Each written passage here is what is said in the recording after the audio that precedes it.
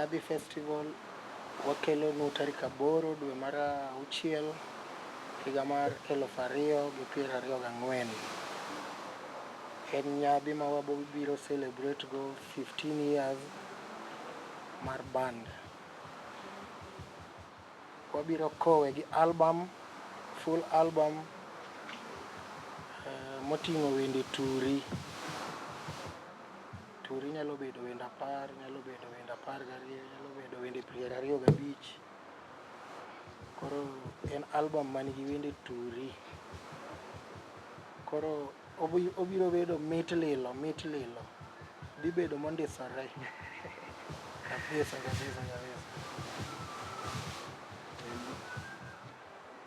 Carnival Grounds, Lang'ata Road, Lang'ata.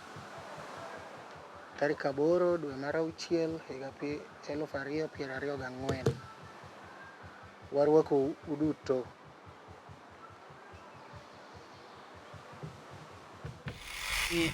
En kinde mang'eny ahinya kisebedo e industry ni endi kendo intiere to piny sani obiro mar TikTok, piny obiro mar Facebook. Ineno ka ng'ato timo challenge kata gi thume. Ajoni marwa en otulea kaka otulea no endo. Dibed ni ma tactic mari koso simbi obarore ok dhi e TikTok. Simba bende obarore ok donj e TikTok. But adier mantie en ni ing'e ni kila ng'ato nigi yore ne kaka otimo gige. Kata in kaka itimo gigi opogre gi kaka ng'ama chielo timo gi kaka ng'ama chielo timo. Kila ng'ato. Luo Trending Nation, LTN, the best ahead of the rest. Yes, nyakoromo kaka neno kanyo no wan kaendi iluongo ni Carnival kaka inyalo neno kanyo no endo. Wabiro kaendi iluongo ni press conference ma bende luong ka cha gi Juniour okelo kamatin wado winjane kaende akane ja kamera nyalo tango ni kacha endo kumonde kane nyadhi ende kacha cha ne nyadhi iluongo ni Nyadhi Festival. Iwinjo wadwana wawinja ni mathoth gimomiyo Juniour unya sega kanyo no endo. Aneno ka jo media moko sechako donjo kanyo kaka ineno no endo sechak team setup. Inyalo neno wan kaende gi Simi Kenya, wan kaende gi Jalang'o TV mabende ni kanyo, gi jok mopogore mabende osedonjo kanyo no endo nyakoromogi. Watemo timo setup kata iluongo ne setup kaka ineno no endo. Ji osechako chungo gige gi. Inyalo neno Simi Kenya kamulo mare ondeko matin otemo ni to bende otiyo koso nang'o kanyo no endo. Inyalo neno ng'ata manyo kuma bende kang ji osedonjo kanyo to okang chape.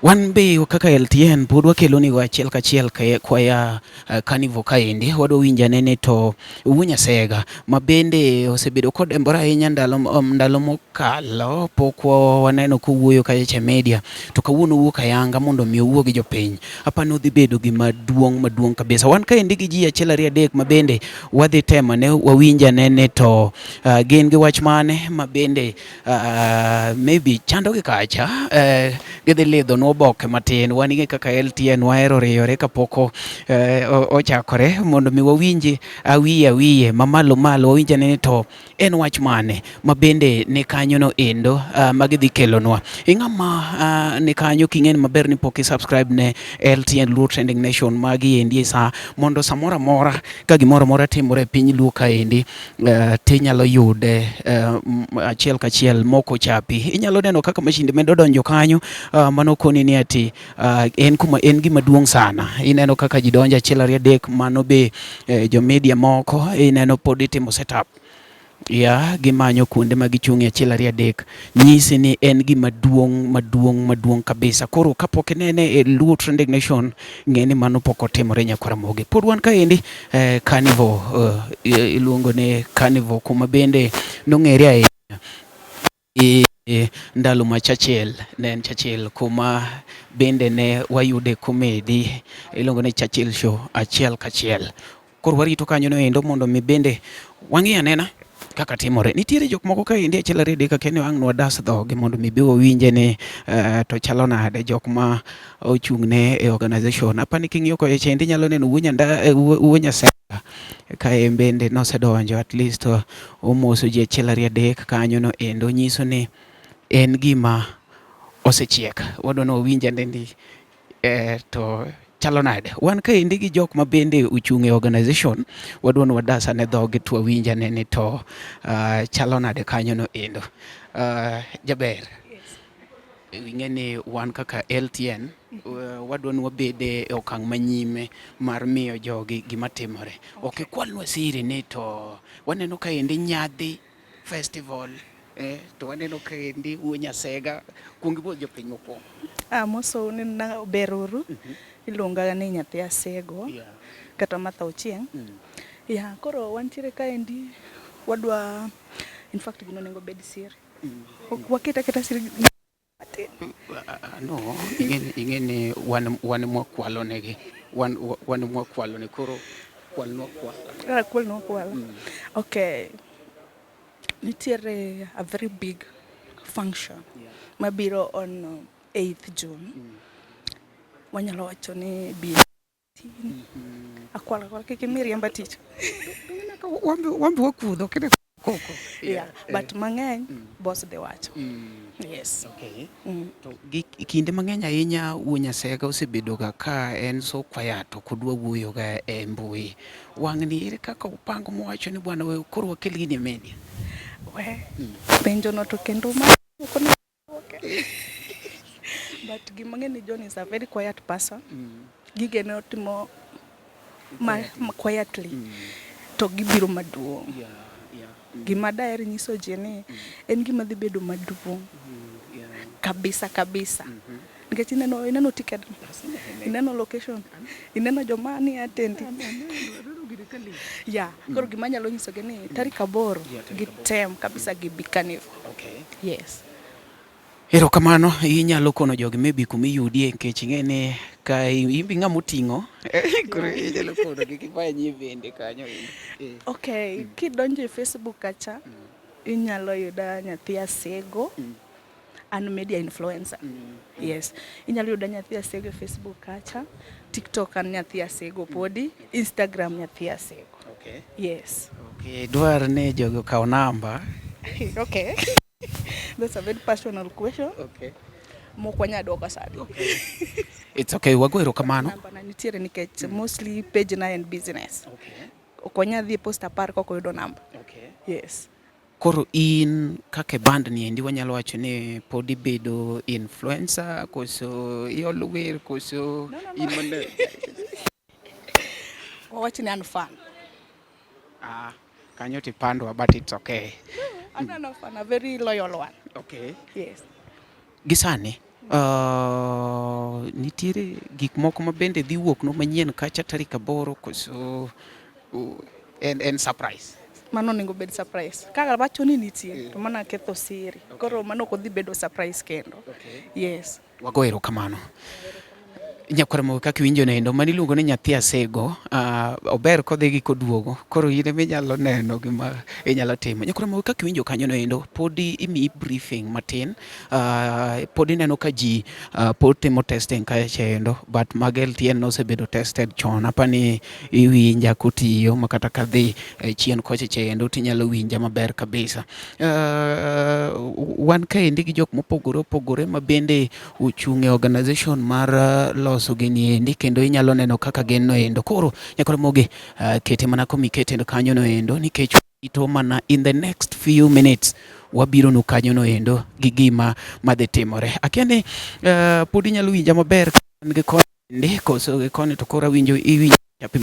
Adwa ni koponi ang' chakore mora mwabede yudowa maler kabisa. Koponi ati ukiwinjwa gi kanyo maybe be podi nyalo wacho but kaka neno katimore kanyo no endo ma endo koro team ma bende ochung' e loso ma kata organization mar gima timore ni endi ma pod en LTN Luo Trending Nation ang'ama kelo ni gini denda ni Umari Nash chien oje mone mbele chien meneno mbele miyoko waketi mana ka warit occasion.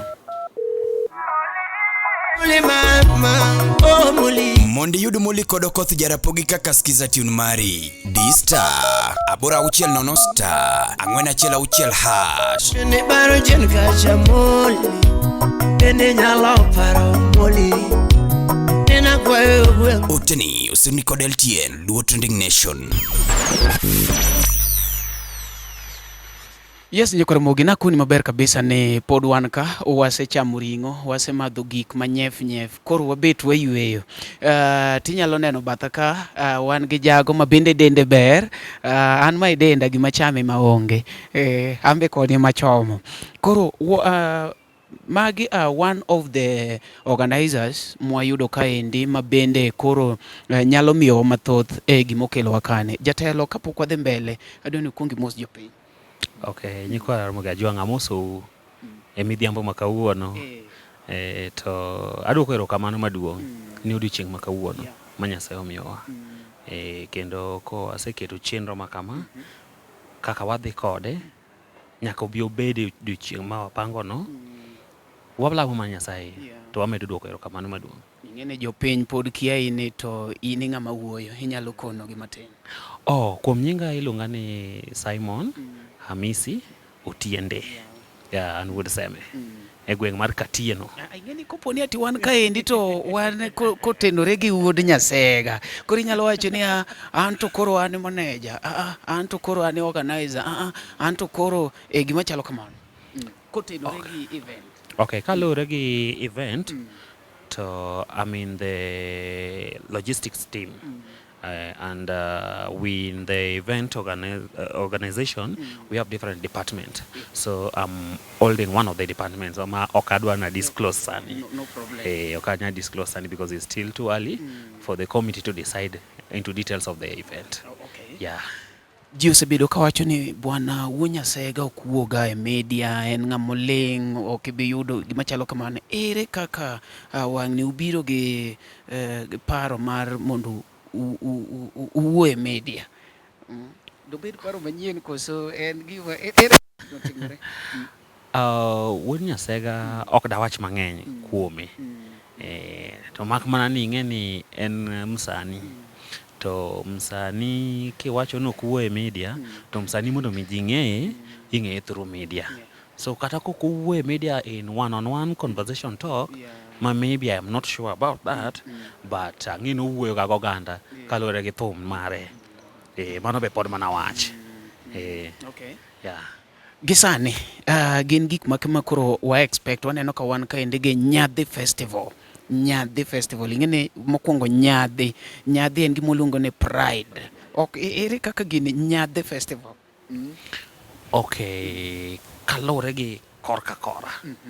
To gi embele oganda, that is the face of the fans and any other audience ma is looking at it from the perspective mar musical perspective. Apani Nyadhi en gima nigi another level. Sani idhi time e yo mopogore. Wapange mondo watime e yo mopogore kaka itime ga pile. Nikech John Juniour osebedo gi events. Events ma kagi kacha. Lakini ma wapango wang'ni ni mar Nyadhi Festival ni to en gi pogruok. Iwacho ni event of its own. Events of its own. Events to remember. It will be event of the decade. Within that time, I'm very sure ni onke jathum mora ma bro chak loso or bro meet the standard mar Nyadhi Festival. Ka Nyasaye omedo mondo watim mano. Idwa ket ka koso ing'eni pokikono jopiny adwa ni lidh ne jopiny oboka. Ing'eni dhi kono gimoro mora kacha, but koro wan kaka LTN wachung' ang' mar kelo ne jogi kapok jomoko kele. LTN onego bed nosegole. Okay. Carnival ka mondo wabedi, manyiso ni carnival ka ema wadhi time. Chieng' odiochieng' mibro yange no, to carnival kata ema ne watime. Odiochieng' mibro yang ni watime carnival ni, to carnival kata is the venue. That is certain. Okay. Yeah.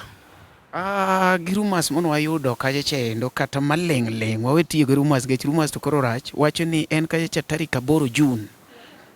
Tarik 8 Jun, mano nyiso ni juma mar 2 kwachaka chaka juma mokwongo mar Jun no. Koro juma mar 2.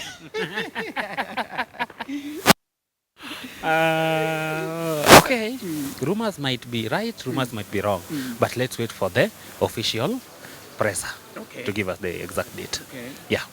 Ka watieko, adwa ni koro nikech kik lidh te mang' wapo ka idonjo nyaka i agulu mi tuomo rech ma koro samang' ji chiemo to koro onge chiemo. Adwa ni kaw microphone mondo mi be koro ikone ma fans i welcome gi ikon gi ni John Junior is there and pod ochiwo gik moko ma serious kendo I expect a lot sana sama koro uchiko Nyadhi Festival. Okay, ne jo winjowa adwoko erokamano kendo to Nyadhi Festival en mar joka Nyanam to goganda moro amora mabro dwaro donjo nikech wan gi jothumbe mopogore mabro gocho to wan gi gik manyien mabende wabro temo incorporate to wabro dwaro ni mondo wapare okang' mosewuoke BV band osewuoke nyaka odiochieng' wabro bedo ma watime nyadhi nendo koro wakwayo ni mondo ji te ng'ata bi gi jabathi bogwel jabathe mondo uchopi e Nyadhi Festival nikech en festival mar iketo mar nyadhi it is a pride festival, okay?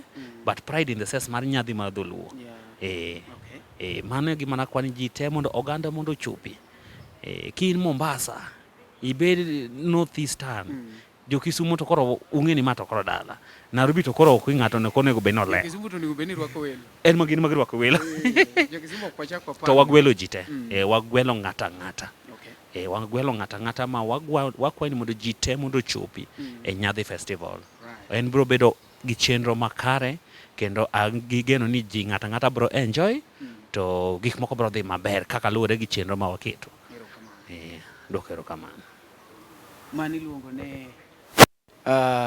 ni lidho ni kaka Nyadhi Festival dhi timore kacha endo ma pod en LTN Luo Trending Nation wachung'e okang' manyime mar kelo ni gini kaka en ma pod waledha minwel nikech kore kodwa neno kaka ochalo kanyo no endo kaka gik moko loso kaka ikele Omari Nash chieno jamone mbele chiene meneno mbele weche mopondo weche mopandi inyenyo elela Kineno kokuo kuomi matiende ni onge. Isebe. ne sigana mamulo ngimani sigand joluo joajawa jothum mokwongo kapok waduogo kuom joangla ong'eane life mar jothum gi familia margi ineno Luo Trending Nation ni ong'ala manyime mar gundho ni wechegi kaka gitimore kod ng'ama otimogi maonge deo wang' Ochiem to chiem mariek nikech be samoro tudri kodwa seche duto ndalo duto kinde duto e tong wang' mbui mar YouTube TikTok Facebook mondo yud wechegi kamora mora ma intie mana kar bedo kete mana kae kete mana kokidwa kete ka to wabro keti gi thuon Luo Trending Nation ne adieri makende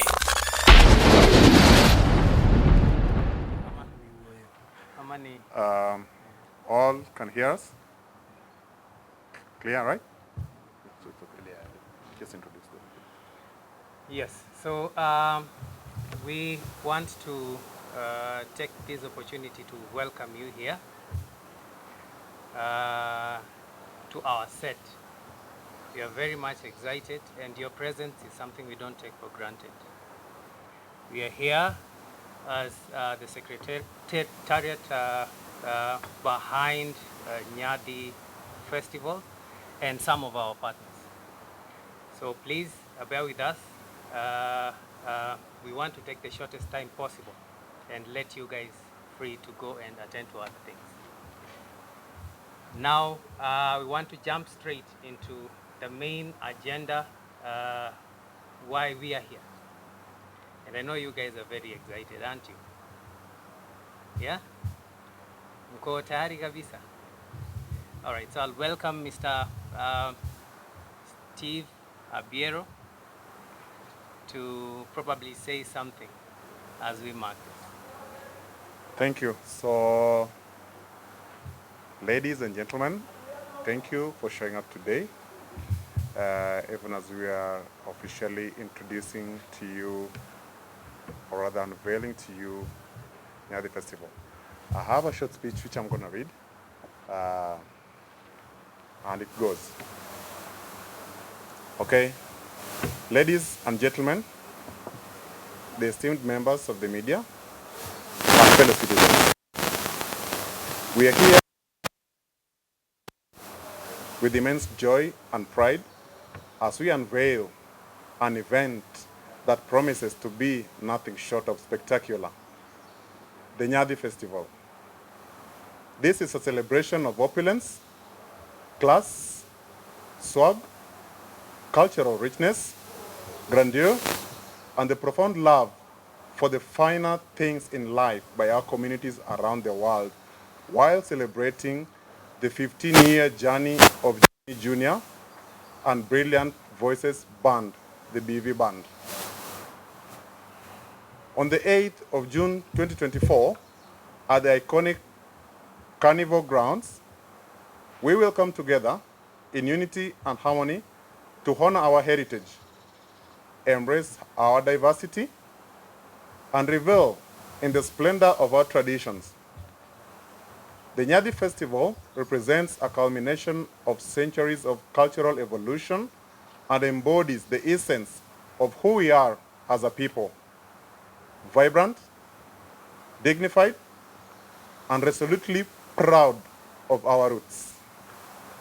For generations, our community has been synonymous with elegance, sophistication, and a deep appreciation for the finer aspects of life.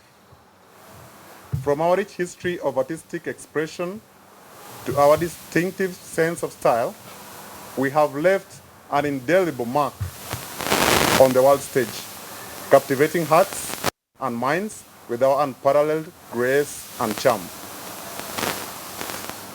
As we launch Nyadi Festival, which is also a celebration of Johnny, Junior, and BB Band commemorating 15 years in the music business, we extend a warm invitation to all, friends, family, and admirers alike, to join us in this momentous occasion. Prepare to be dazzled by a showcase of exquisite fashion, mesmerizing music, tantalizing cuisine, and captivating cultural performance that will transport you to the heart of our tradition and heritage. Furthermore, we extend a special invitation to potential partners who share our vision and passion for celebrating our culture and excellence. If you or your organization are interested in collaborating with us to make Nyadi Festival an even greater success, we encourage you to reach out to our secretariat. Together, we can create unforgettable experiences and forge lasting connections that will resonate far beyond the festival grounds. But more than just a celebration of our past, the Nyadi Festival is a testament to our collective aspirations for the future. It is a reminder that no matter where life may lead us, we will always carry with us the spirit of our ancestors, the spirit of resilience, creativity, and boundless possibilities. So, mark your calendars, spread the word, and prepare to immerse yourselves in an unforgettable experience any other. Prepare to indulge in a night of splendor at the Nyadi Festival on the 8th of June 2024. And we cannot wait to welcome you with open arms as we celebrate in style. So thank you, and let the countdown begin. So thank you. Yeah, so it is now very official that our agenda for today was to bring to your attention this very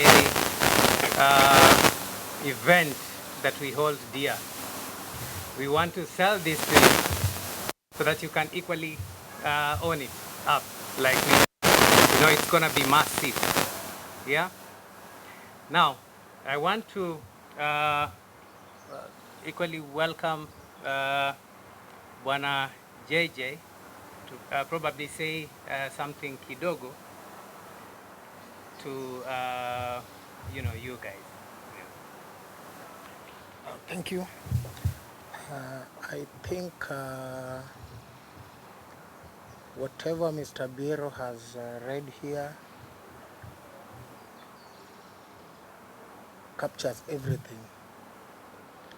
Just to add to it, this is going to be a very, very, very great event. And it's not only about what we have achieved in these 15 years. It's not about what we have achieved. It's about how we have walked the journey. We have done it with class. We have done it with dignity. We have done it with grace. So, that's what we want to celebrate.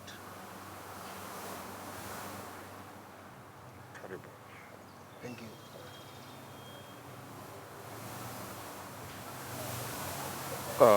Thank you. So here we have some of our partners, at least one of them, to say a word and welcome us. Good afternoon. My name is Richard Maloa, Head of Events and Special Projects at Homeboys Entertainment. We're very proud to join John Juniour and his team as he celebrates this 15-year journey. We have walked part of the journey with them. Our company has been in operation for 25 years, and we are happy to have worked the last 15 with them. I would like to assure you, the guests and patrons, of the best possible quality setup. We are very excited to showcase some of our new gear. We brought in some new sound, new lighting, new screens, especially for this huge event. Like John has said, he's walked his journey with class, and we look forward to this.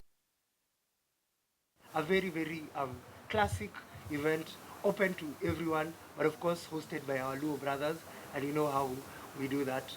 So we look forward to seeing you on the 8th of January. And yes, potential partners, put your money on this event to be money well spent. Thank you. We extend a chance to Bwana Robert as well to say something. Thank you so much. My name is Robert Ward of Infomax Media, and we are very happy to be part of this auspicious occasion that we are planning to celebrate on the 8th of June. Nyadhi is basically opulence, and we as Luos, we are known for that. So as Infomax Media, as part of the team, we are going to try and make this message reach as many people as possible, fans of Luo Rumba, to come and join us on the 8th as we celebrate the journey of BV Band for the last 15 years and those that they've walked this journey with. Thank you so much. Thank you.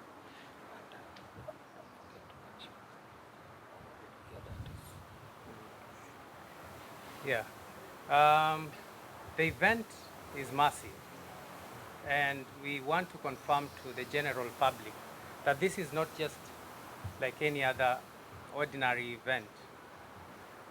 We want to cultivate this and expect more and even much more of this.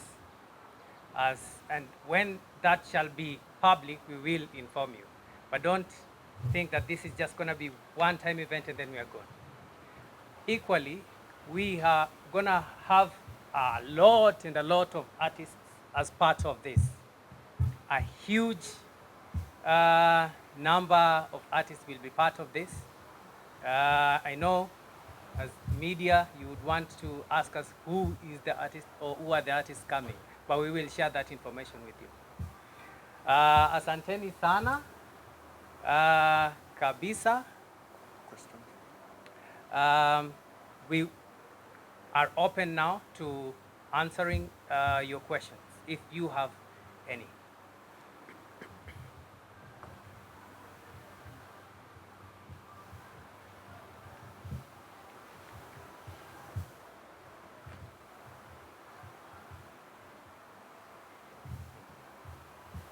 Anyone can ask questions. It doesn't have to be in order. So if you feel you have something to ask, we're here to.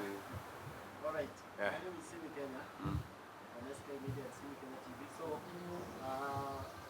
first of all, this is a very great event from the organization and the team that is brought here. So my question is, which anyone else would wish to know, is that the genre that John Junior is doing is classified as rumba, that has its own class and identity.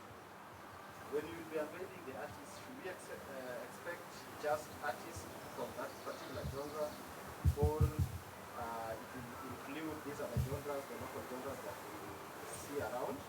And of course, for all the 15 years, people have been asking Johnny Junior to do something with our international rumba artists, like the likes of Rwanda, and all that. Will this be an opportunity for us to also see something like that from this particular experience? And also, maybe someone is watching and they want to start preparing, what are the prizes being that it is Nyabi Festival? One is the answer.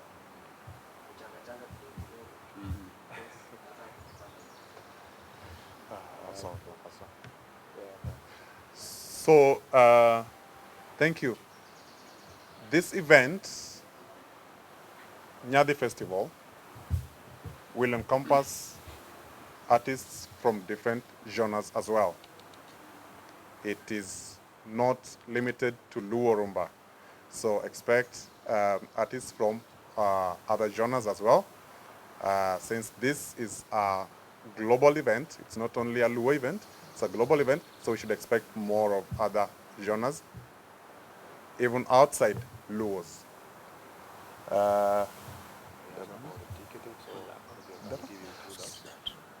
So for the ticketing, as we had said, we are going to have 3 categories of tickets. We are going to have regular tickets going for 2,000 Kenya shillings. We are going to have another category, VIP, going for 5,000 Kenya shillings. And we are going to have the third category, the VVIP, going for 10,000 Kenya shillings. Okay. Any more questions? Simi, is that satisfactory? Thank you. So if maybe you're at home and you want to buy tickets online, we have tickety.com. So we will really soon unveil the platform and the details on how for you to pay the tickets. So we are looking much forward for everyone to attend the event. So this is a very good event for you to come have the experience. As you've heard from Homeboys, have a good credibility of giving quality. As the same with our artist JJ, for the 15 years, you are going to get excellent performance from all different types of genre from different artists here in Nairobi. So you're much welcome to be with us on 8th of June. So don't miss it. Don't miss it. Yeah, maybe another one. We've seen the partners who are already there, Homeboys, Informants, and the other partners who are there. They are very serious partners. Maybe what are some of the criteria for someone to partner with the Nyabi Festival? Maybe a business who is interested, or someone who just wants to work with them in terms of partnership and sponsorship. What are the qualifications or what is required? Then another thing, John Junior has been giving us singles. I think it has taken a long time. What do we expect from 15 apart from just the normal performances? Should we expect another single or something new, or even before that?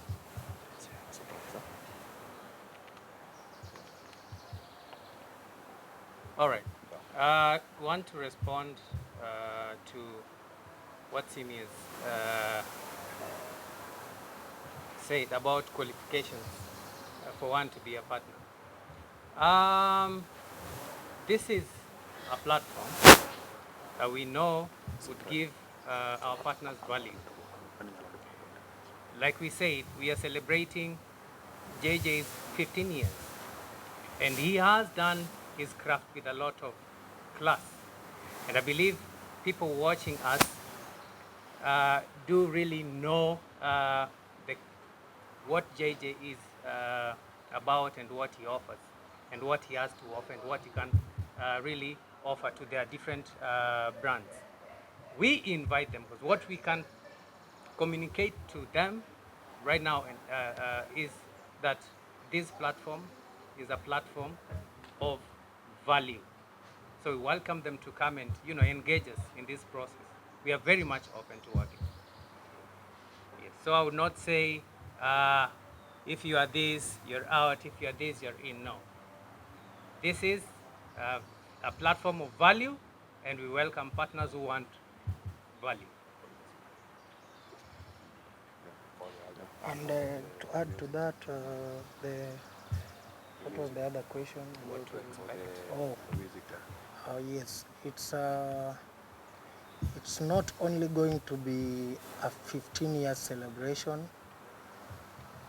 We are as well accompanying it with an album. So it's going to be huge. Thank you. Thank you. But now I'm called Omari from Juniour Training Nation, and we've been seeing Johnny Junior mwenyewe. Is not all that are close to those who are in social media, like the influencers, TikTokers. Is always quiet, and maybe that is his criteria. Now we are asking, now that you are organizing Nyade Festival, are you going to incorporate these the TikTokers and other influencers to at least make it popular, or maybe you have your own way as a team? That's what I hear. I believe that's why all of you are here, and Mike has a very nice answer for that, for our love, for our TikTokers. So there is, Omari is most probably speaking the mind of other people. And I think we are here to probably dissect and probably communicate otherwise. John Junior is a brand, as you all know, and you are here to engage with us, so you can actually see that this process is, we are open to working with every individual. But like you have brands out there. Cindy, LTN is a brand, right? You have people you work with. So us, we will not say we have people we want to work with, but we are open to work with everyone who will get value from us and who will equally give us value. Does that answer you? Okay. Yes. And just to add, maybe I can also ask another one. We've been seeing several events organized in Woodland, of which it's a normal criteria whereby we have a list. An artist is performing and going. Is it the same here, or we are expecting something new? Because you said that this one is an event of its own. So maybe we are expecting something unique from other normal events that have been organized. Is there anything unique? Yeah, very, very. Robert, when he started, talking, he said Nyadi is opulence, right?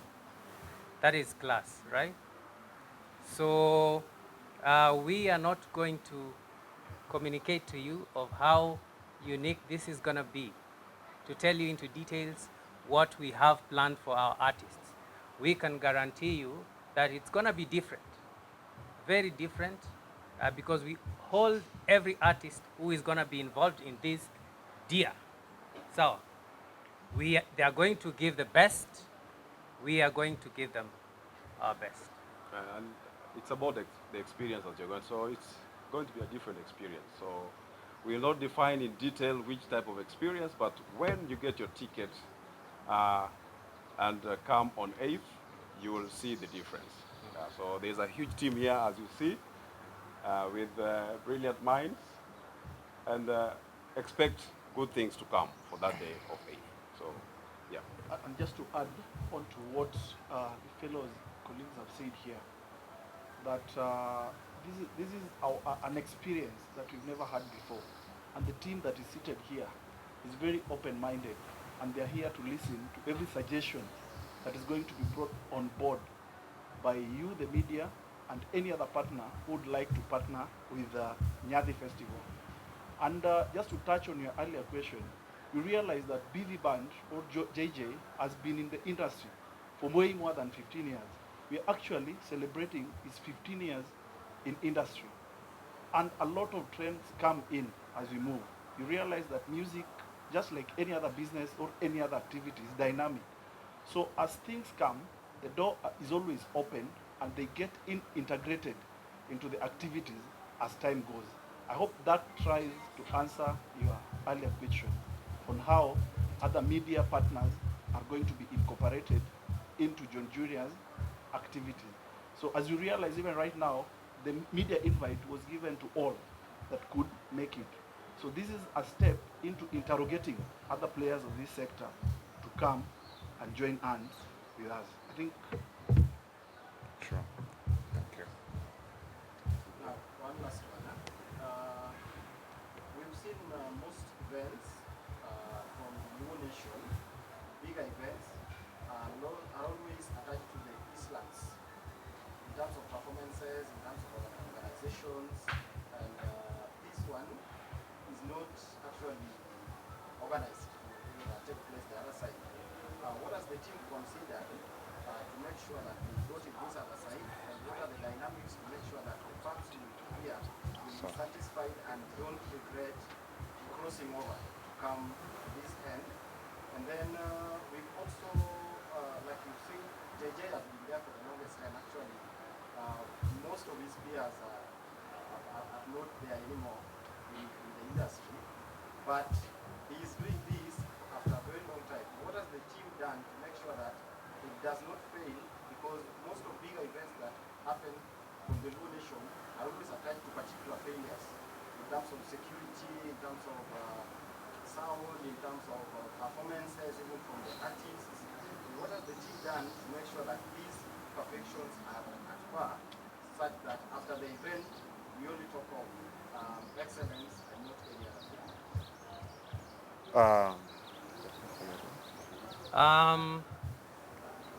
To answer your first question, you said a majority of Luo events are majorly organized in the Eastlands part of Nairobi, and now Nyadhi Festival is on this other side.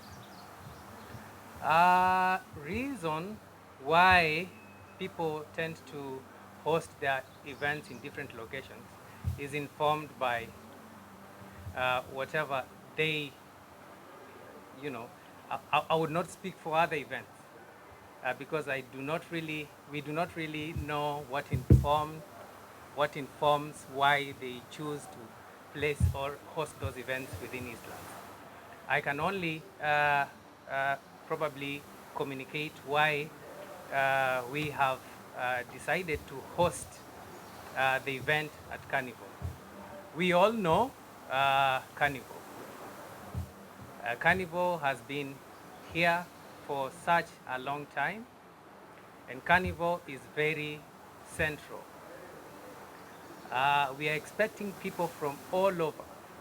So a consideration was made to how can we make it possible for guys from every part of Nairobi, how can we ensure that there is a central location where we can host this event so that others do not feel this is way out, this is, So that was a key consideration, yeah? You also mentioned about failures in other Luo events and what we have put into place to ensure that we do not, fall within that category of failures. We have partners on board. Some of them are not here. In any event, security is a key thing, right?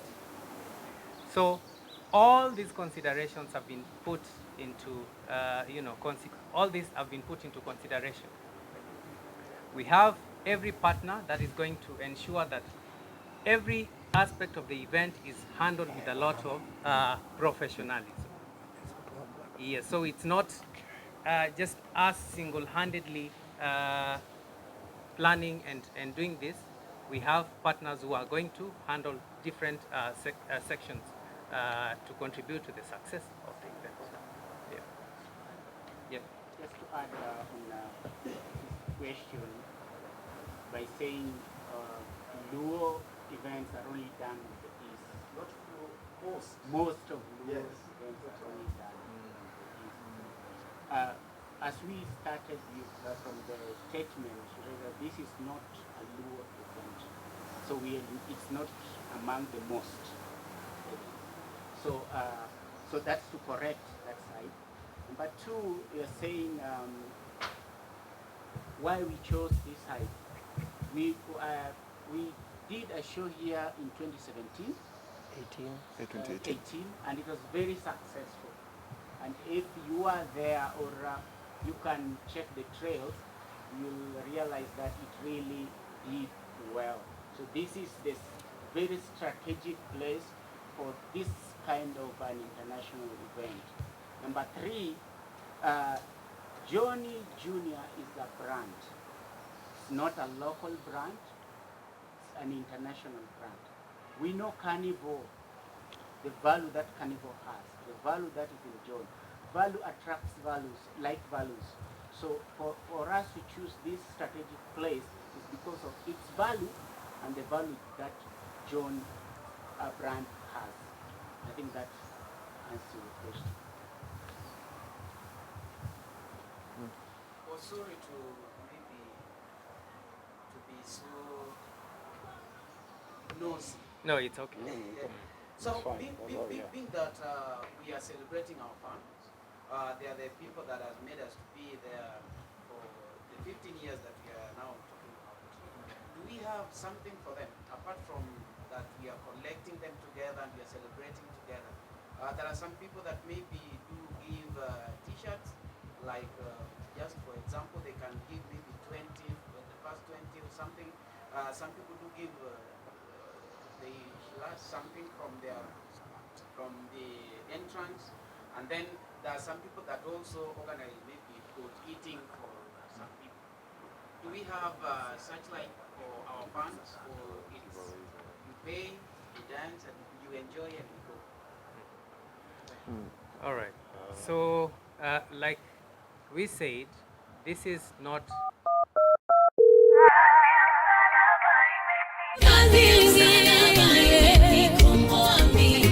Monde yud kazi ya msalaba kod Liz Nyaseme kaka skiza tune mari D-Star abora chiel star ochikwaria dek hash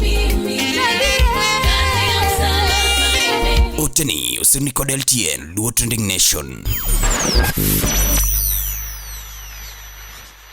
And we also said that this is not a one-time thing. JJ has been in the industry for more than 15 years, right? Like Lago said. Huh?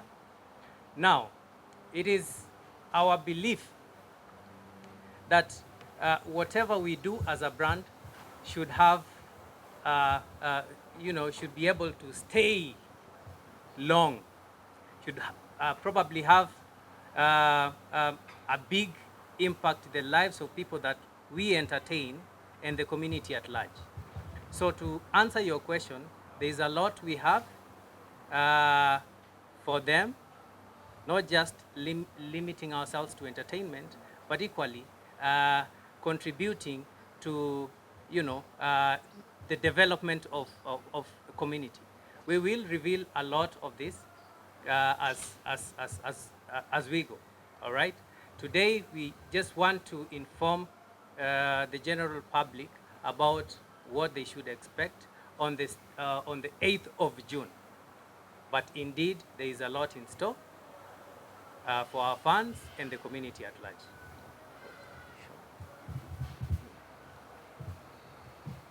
Any other?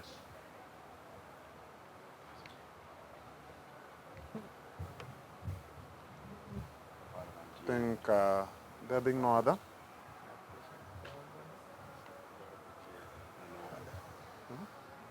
There being no other, maybe we could call it a day. So, ladies and gentlemen of the press, thank you so much for your time. Karibuni on the 8th of June for the event. In the meantime, we will be converging here again for further communications on the same. Thank you. And you're also partners, so yeah.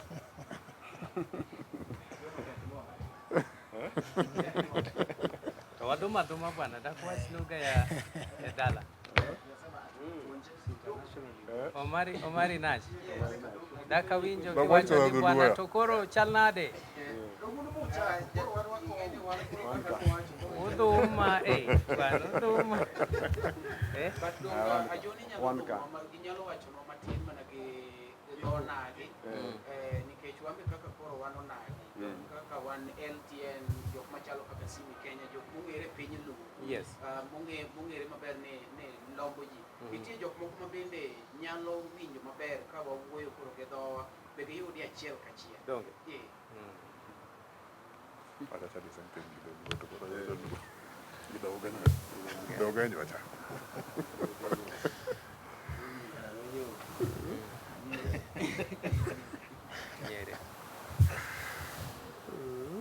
You know, Luo is international, so we're still speaking international language.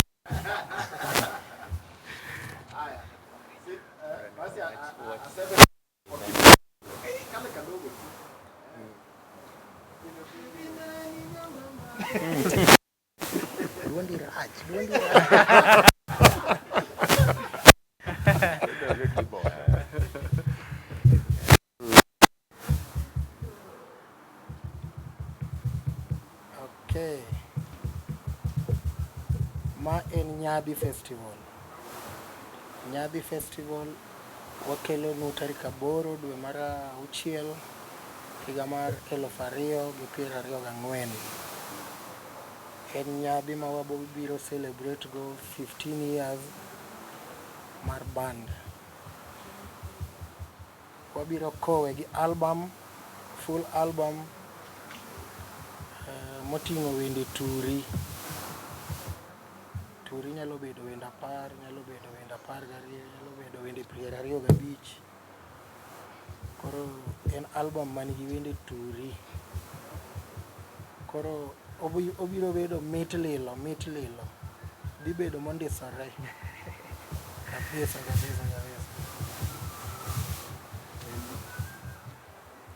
Carnival Grounds, Lang'ata Road, Lang'ata. Tarik 8 dwe mar 6 higa 2024. Warwako uduto.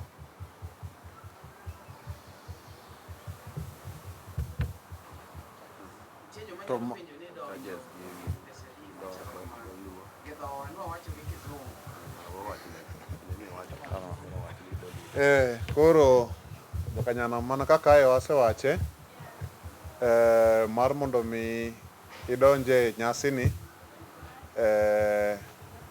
regular ticket uso ibiro usi siling 2,000 ng'ato ka ng'ato.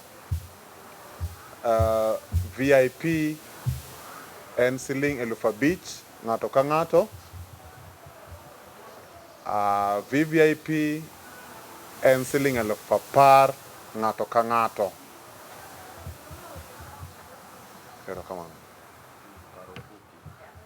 Karofuko mari. are taken at Jatelo kana na penye gi dhulu matin ne nitiere kuonde moko ma bendo seterwa maybe kata Kenya ka samoro dhi loka iyudo ka oketni kumoro ni donjo gi $10,000 but ka koro ang' idhi tiyudo ka uriworu kendo gi ng'ama nochulo mana achiel cha koro ipenjori ni yawa to ere pogo be nitiere kuonde ma koro dhi pogowa awinje 10,000 nachak muolo siba nyalo keto aketa moko Koro jatelo 10,000 midhi chulo ne VVIP ni idhi bedo ka ng'at ma winjo thum e odi e sitting room mari nikech kacha wadhi bedo gi sofa set majaber ne jok madhi chulo 10,000 no endo kendo idhi bedo gi mesa ni kendo odhi bedo kumopogre security oketi ma onge ng'at manyalo wuok e kidieny achiel kadhi e kidieny machielo. Man security en wach ma wang'iyo iye kabisa e nyasi ni. Kendo jogo mabro chulo VVIP bende waketo negi mesa maber, inyalo bet gi osiepe gi mibiro godo matin e mesa kanyo. Unyalo budho, ubro budho maber. Kendo kombe nitie. Kila ng'ato kisemiel matin tiduogo tibet mana piny. Simbi nyalo wewe mesa miduogo iyudi. To kata ne jowa madhi bedo regular, nafas dhi bedo maduong' mar miel kendo security obedo tight maber. Kombe nitie, mesa nitie mibiro methie. En mana ni ok ibi bedo ni nyalo wuok e kidieny achiel kidhi e machielo. Kamano.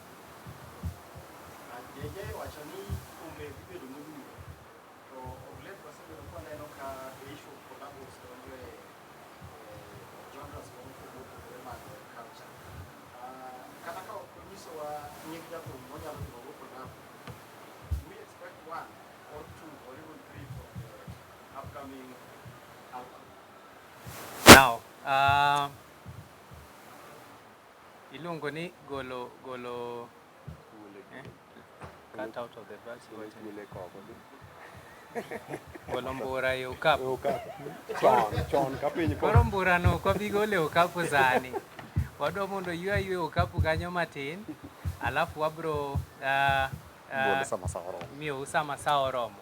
Lakini gima nyaka ung'e en ni nitiere tich matimore maber kendo mowinjore.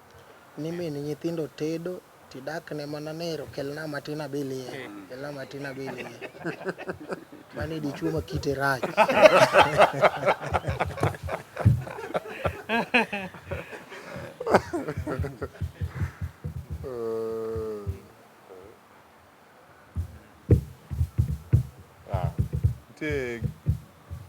Mano ma wawe oko. Kaka wang'eyo carnival parking lach, pap lach, gimoro amora chiemo nitie, athola lia, gimoro amora nitie, math nitie, cho bende chalo low. Chalo fees. Koro carnival is the best.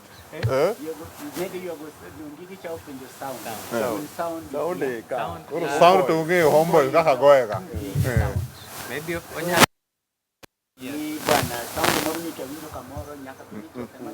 Ma koro manyien, ma nyadhi ema dhi launch sound mo jogi ogolo mana loka.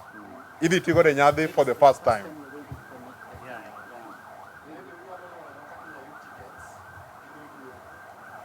Oh, okay. So ticket wabro nyiewo platform miluongo ni tikiti.co.ke. Ki log in to tikiti.co.ke ibro yudo nyadhi kondik kanyo maber, iyier ticket kidieny midwaro, ichul,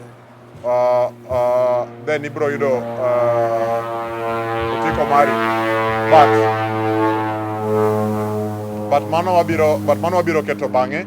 Mano dogo kaka wanyalo nyiewo ticket, kaka wanyalo yudo otiko, mano wabiro keto bang'e kidogo kiny.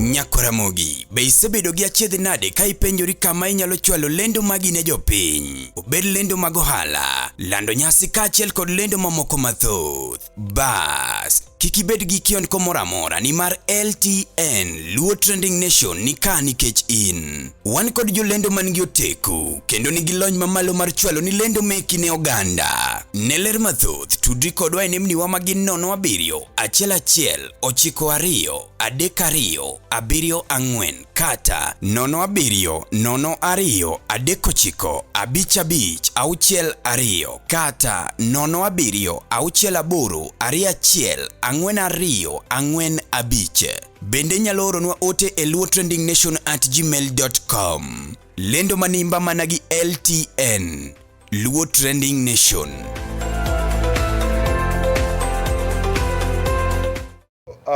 Ne jogo madwaro nyiewo ticket, ka platform osebedo ready, ibro donjo e mbui www.tikiti.co.ke. ibiro yudo ka achiel kuom events mantiere kanyo en Nyadhi Festival, then inyalo nyiewo ticket mana kaka ne wasewacho, nitiere kidieny mopogore opogore.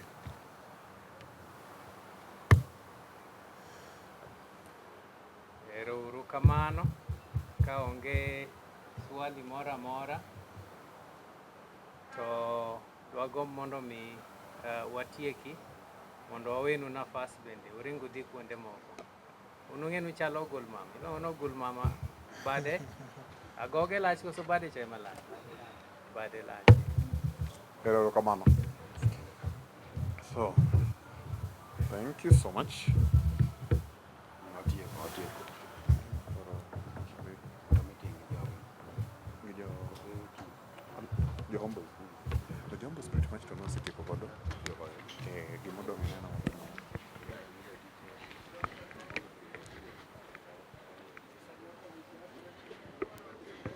All right, ladies and gentlemen, welcome to this another exclusive interview and talk show with Nyar Sanje. Of course, tuko hapa na Nyar Sanje. We are here, SK Media, Jalango TV and LTN, hosted by Omari Nash. Tuko hapa na Jaber.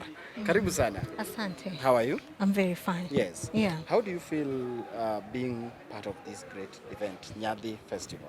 I think before I even comment on Yes. being part of Nyadhi, Yes. just for purposes of correction, it's Nyar Sanje. When you say Nyar Sanje, it's like kumilungo ni Sanje. So it is? Nyar Sanje. It's Nya. one name, yes. Oh, there is no R. No, Oh, Enena Nyar Nyasanje as it is. Uh-huh. And back to your question, Yes. you asked how do I feel about this?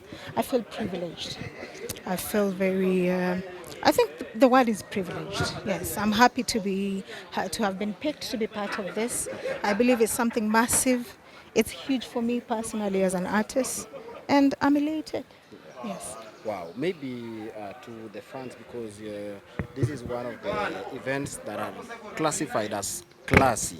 Yes. And you being part of it, what should fans and friends of BV Band and Nyasanje expect on the 8th of June?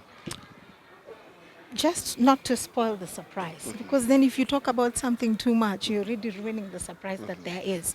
However, one thing they have to be sure of, mziki taratibu, mziki santima, mziki haina kelele, mziki imepangwa vizuri, mziki na message, mziki tamu tu, kujeni msikie utamu.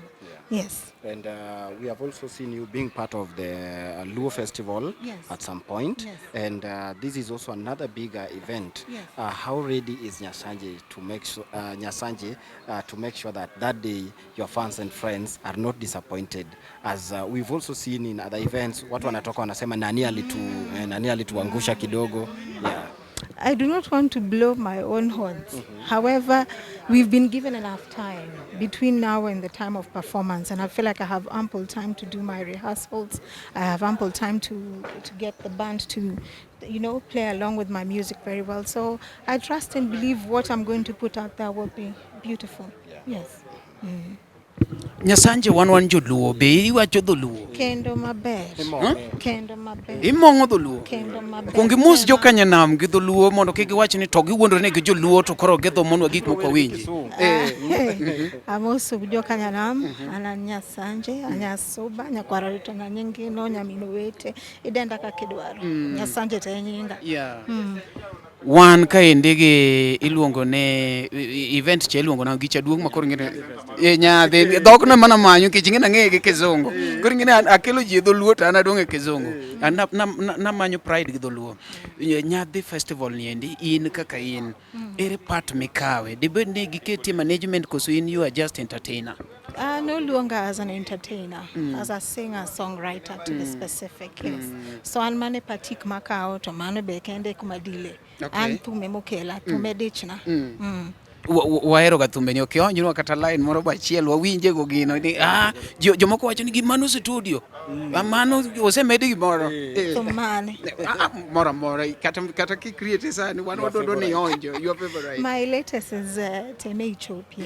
It is thumani so wodwe gima bayo kodai town kani koro oserundra kodai town moromo ochake wuoth koro dhie suba mose mayo masimi ngigo ni you are taken osedi koso pod wan gi geno pod an katu abo bedo ndalo mang'eny jonori akoro onjo no mondo wan be wanya chopo maybe nega Teme Ethiopia dala imosie mama Teme Ethiopia dala imose sadako wagi budho gima chalo kama bas koro wabro ng'iyo kindu wago mari wabro chopo akadwarore. Of course, thank you so much and we hope mar neno tiji kachiel ko tich maber tarik 8 dwe mar 6 Carnival ka area Nyadhi Festival. Kwatieko kirwak jogo officially tarik 8 dwe mar 6 kikukose biuru tubigi Nyadhi joluo Nyadhi kikukose kamano asante sana thank you so much Nyakwara mogi kaka winjo no endo iwachi ni bito biye gi Nyadhi kibiro to biye gi Nyadhi. Thank you so much. Asante sana Omari mana kaka nene ni eri gini osechako bedo maduong' nikech mae en achiel kuom wasanii mabiro bedo ka eri chieng' tarik 8 dwe mar 6 kendo wagombo mondo mi wan be wakaw thuolo ni makende mar mondo mi warwaku officially tarik 8 dwe mar 6 the 8th of June hapa Carnival Grounds for John Junior's big day Nyadhi Festival. Imed parni maber kabisa ni oken en event it is not just an event as past year but it is an event maduong' sana wachi ni kitu jipap makoponi chulo 10,000 oxygen ikelo ka gi lori ma unu yue giru kendo in fact gin kata jothum tradi magocho lakini githum madonjo ne gi VIP gima donjo ne joko chacha biro bedo mopogore mano gima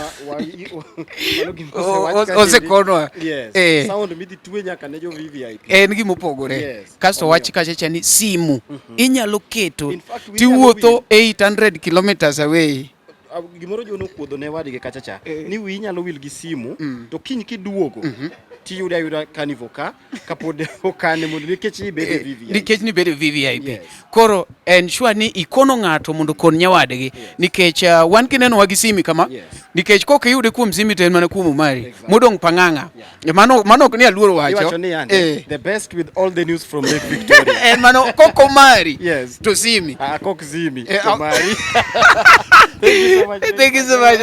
Waro buru tarik 8 dwe mar 6 Carnival Grounds. Thank you so much.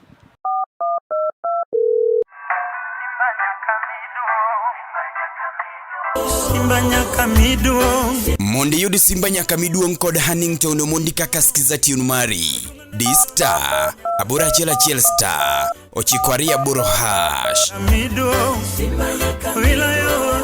Uteni, usini kod LTN, Luo Trending Nation. Mana kaka nua nyiso Sibi kenyi kona no ningo beni wabedo ge kone. Mondo mi nyadhi festival. Ginene wane nyadhi podi. Joma samoro paro ni poko chakore. Na joma samoro rito mondo giwinj weche mopogore opogore kapok ochakore. Wadwani mondo wanyisu ni officially Nyadhi Festival is on and it is scheduled for 8th of June 2024. Kamano. Nyakoro mogi en kakinene ni endi en gima ler ma ok chak pand ne ng'ato be pod ok ibed gi doubt kech kuma osechope ma wachopo ka mineno gimoro amora is ready ni en gima osebedo confirmed gi sani wadwani waluong ni wuon nyadhi wan ng'eyo wuoya wan jo nyadhi but koro nitie wuon nyadhi koro gima fwenyo ok en kata wuon nyadhi en koro en nyadhi wuon koro wadwani mondo wakelnu nyadhi sie chuny nyadhi kama nyadhi koro ka yweyo to yweyo godo mondo en bende owuo kodwa onyiswa ni to Nyadhi Festival matimore tarik 8 dwe mar 6 dhi bedo machalo nade in as much as ni wasenyisou kako dhi bedo duong' mare kamogik ni John ema koro nyalo duong' mar nyadhi wan koro ingowa koro wadwani waluong Johnny Junior mwenyewe mondo koro konwa duong' mar nyadhi wan duong' ne erokamano karibu sana Ajoni karibu sana Papa Mbuyuyu Unyasega Owuon karibu sana erokamano ne wanyiso jowinjo wa kaeri nikech gima biro timore iluongo ni Nyadhi Festival to wan jo nyadhi koro wanyiso gi ni wakelo nyadhi wuon ma en John Junior mondo owuo gi jopiny karibu sana erokamano ma en Nyadhi Festival to Nyadhi Festival kuom jowa ma jo Kanyanam wang'eyo gima nyadhi en nyadhi gini wadwa everything about festival ni en nyadhi en wa celebrate go wuodhwa mar thum ma wagoyo ni higni 15 sani to higni 15 gi wasetime ka watime gi nyadhi wasebedo ka watime gi nyadhi watime gi anything madhi gi nyadhi mano e wan mane kaka watimo gini to emomiyo tarik 8 dwe mar 6 higa ma wantie ni wadwa time Carnival Grounds ka to wadhi time gi nyadhi kisewinjo ok onego wamed moro en nyadhi kata in kibiro bi gi nyadhi bi ka wang'i tek in gi chir bi kija nyadhi mana matin tu ne tarik 8 dwe mar 6 ni eri gik mang'eny dhi timore bing ni en chieng' nyadhi chiemo jothum kaachiel kod ikruok chalo nade sofa mar make sure ni sama biro gi nyadhi tabiro yudo ka nyadhi bende rita wadhi bedo gi jothum mopogore jothum dhi bedo mang'eny ma in maybe 2 days wadhi unveil jothum madhi bedo e Nyadhi Festival to en combination ma pek nyowuoyo to chiemo bende carnival e chuny chiemo carnival e chuny chiemo ma kata idwaro nyang' kata idwaro ang'o kata carnival e chuny chiemo koro chiemo math otimonwa ka odhi bedo mamit to gima bende samoro penjore ga en ni in kaka ng'ama bende ji ose identify kaka ja class ma bende thumbe ni kaachiel kod yore gi mag timo gik moko en ga yor nyadhi sama ng'ato biro kaeri bende chieng' tarik 8 dwe mar 6 bende ikruok oket maler madhi make sure ni kaka ng'ato biro odhi wuok komor kendo odhi wuok ka gigene ni kare kata ne joma nigi gari joma nigi mwandu gi moko ma samoro gibiro weyo oko sama gidonjo arita kwe kaachiel kod ikruok chalo nade koluwore kod tim mari ikruok waketo kama ber to ma ok en gima wachako timo sani en mpango ma wasebedo go chakre higa mokalo koro mondo koro wabi kani koro wa unveil event nwadwa time en gima waseketo kila kitu in place security waketo kama ng'ama ja nyadhi mobiro event ni obobiro gi nyadhi to wuok gi nyadhi onge kama obobetie ni ati ni sijui nenda dhi sijui na timo ang'o sijui gikwalo akia ang'o onge arita kwe waketo kama ok yot Ajoni, en kinde mang'eny ahinya kisebedo e industry ni endi kendo intiere to piny sani obiro mar TikTok, piny obiro mar Facebook, ineno ka ng'ato timo challenge kata gi thume. Ajoni marwa en otulea kaka otulea no endo. Dibed ni ma tactic mari koso simbi obarore ok dhi e TikTok. Simba bende obarore ok donj e TikTok. But adier mantie en ni ing'e ni kila ng'ato nigi yorene kaka otimo gige. Kata in kaka itimo gigi opogre gi kaka ng'ama chielo timo gi kaka ng'ama chielo timo. Kila ng'ato nigi mpango negi kaka opango timo gike. Ok en ni ati nakwedo jomoko ama kwedo jomoko. En mana gi kaka apango giga. An adwaro ni maga odhi kaka dhini. To king'iyo safar ni mar higni 15, the last time manwa John omiyowa album en karibu higni 10 mokalo. Sani eri kwang'iyo tarik 8 ni eri, should we expect gimoro machalo kamano koso pod idhi mana miyowa single kaka isebedo kimiyowa gima mit kamachi? En adier ni nyaka na gol album mokalo, album mogik managolo ne en 6 years ago, higni 6 mokalo. To nyasi ni wadhi bedo go ka wa celebrate higni 15 to wadhi kowe nyaka gi album moro ma bende liet kabisa, ma sani chwake ni jikoni chwake kabisa, ma chieng' no go event album manyien be wan go. Erokamano. To nyalo mana nyiswa ni thumbe adi ma wanyalo rito kama eri? Ging'eny. An adwa golo gi agola chieng' no kochopo. Man radio magolo kata gin 40 mago ema golo.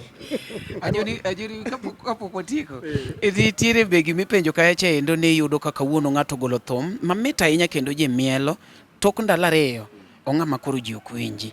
In wasemieli higni moloyo 15. 15 ni to ma koro ka band koro osebedo motegno mamari, but osemieli moloyo higni 15. To John Junior en ng'ama kipenjo mana nyathi monyuol kawuono apani ma samoro kia. Iwinjo, en tactics mage ma bende samoro isebedo godo e industry ni endi ma jothumbe wa masani magombo donjo kata mantiere be nyalo tiyo godo at least waket industry wa kuma umbu ndukete. Maduong' moloyo wanyalo wacho na it's by the grace of God. To kopogre gi mano to iyudo ka ng'eny thumbe miwacho ni wuok kawuono to kochopo kiny to kendo koro wiji osewil kode.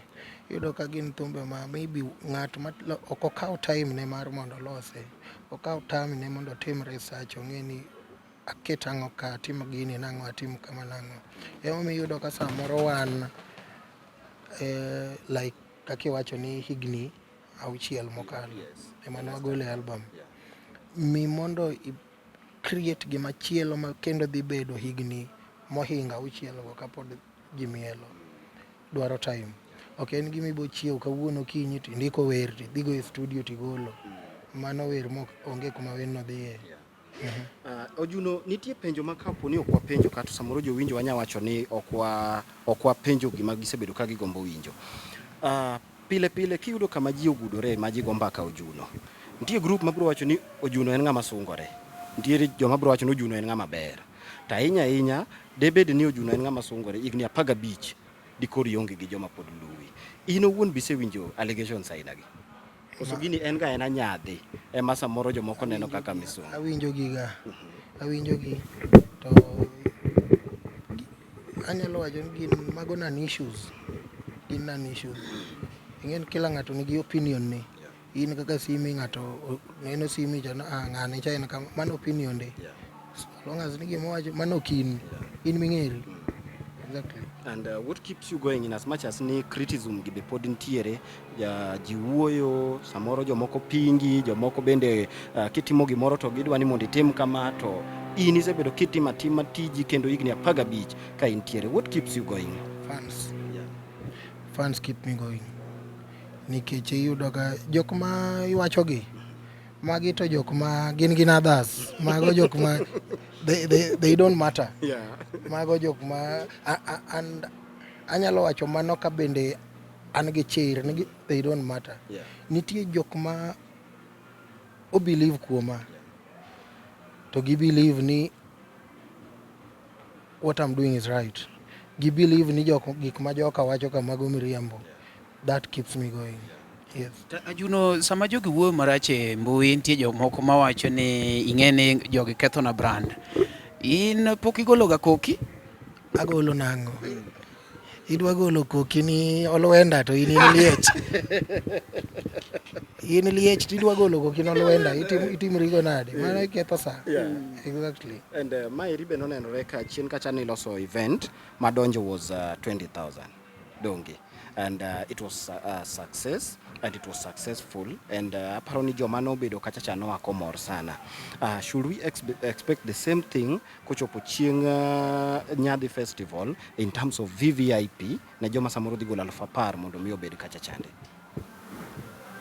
Pod aduoki mane Nyadhi. Walose gi Nyadhi, wadhi goye gi Nyadhi, odhi rumo gi Nyadhi. Onge kila ng'ato dhi wuok kanyo kamor.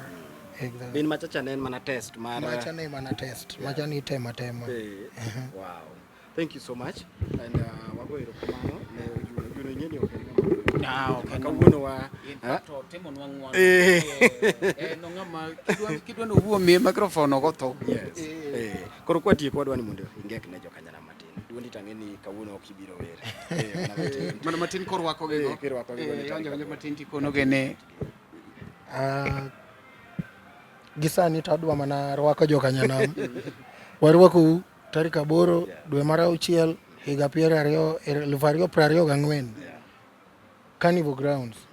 Regular 2,000, VIP 5,000, VVIP 10,000. Mit lilo.